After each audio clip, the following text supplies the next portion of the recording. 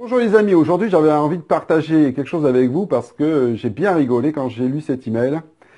Je pense qu'à un moment donné, les entreprises de marketing de réseau ou les entreprises qui se disent faire du marketing de réseau ont oublié l'historique du marketing de réseau parce que le marketing relationnel ou le marketing de réseau et la vente directe en réseau et les commerciaux, c'est pas du tout la même chose, quoi. C'est pas du tout la même famille de, de population, on travaille pas du tout avec les mêmes gens.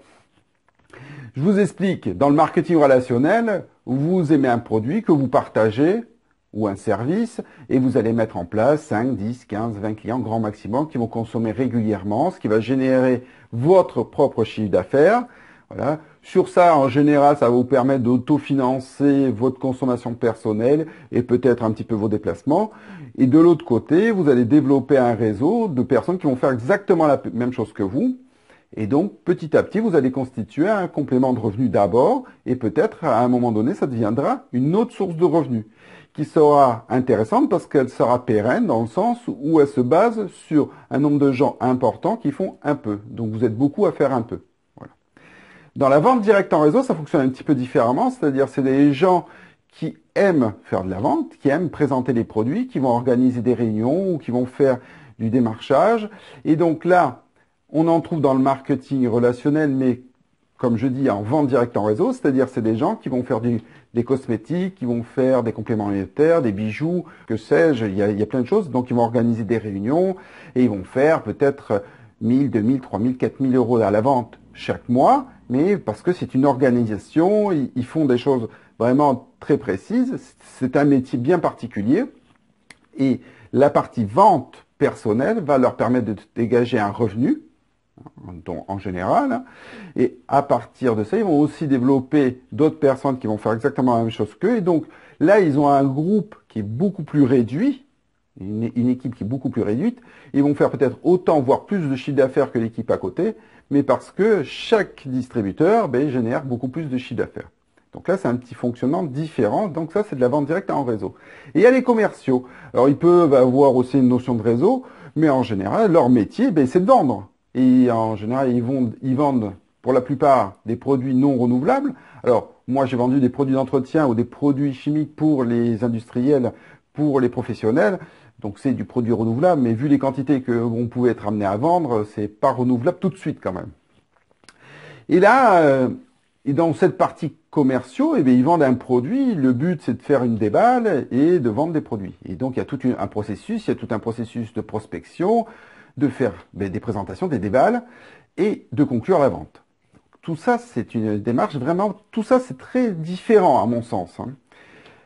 Et là, je viens de recevoir un mail d'une société qui dit, ouah, arrêtez de regarder ce qui se passe ailleurs, regardez chez moi, en vendant cet appareil qui vaut plus de 2000 euros, qui vaut près de 2400 euros, vous allez gagner 350 euros par appareil vendu. Et regardez, il y a 10 commerciaux qui en ont vendu 45 le mois dernier.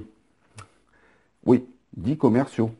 Donc ça veut dire s'ils ont un très bon ratio, ça veut dire qu'ils ont vu peut-être 50, 60, 100 personnes pour pouvoir réussir à vendre leur appareil. Parce que ça fait à peu près 5 appareils par vendeur. Donc, vous voyez bien que c'est pas du tout le même métier. Si vous faites ça en complément de votre activité principale, vous n'êtes pas amené à aller chez les gens pour faire une déballe. Une déballe, ça, en fonction du produit, en fonction de comment c'est monté, ça nécessite 1 heure et demie, 2 heures des fois pour faire une vraie présentation, une vraie déballe.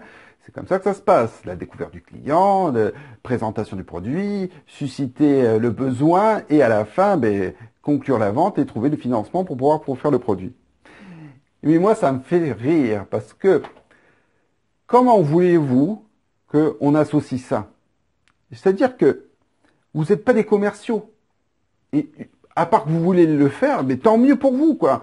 C'est un métier qui est très riche et il y a vraiment un intérêt de faire ce métier. Mais quand vous démarrez des gens dans le marketing de réseau, vous n'êtes pas en train d'essayer de les transformer en vendeurs. Donc, soit ils aiment ça, et très bien, mais là, c'est complètement à l'opposé de notre métier.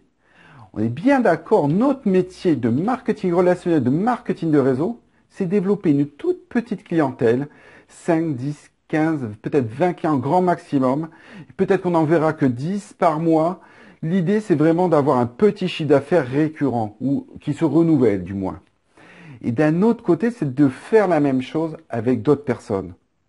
On n'est pas là en train de dire, et on ne promet nulle part que vous allez pouvoir faire un revenu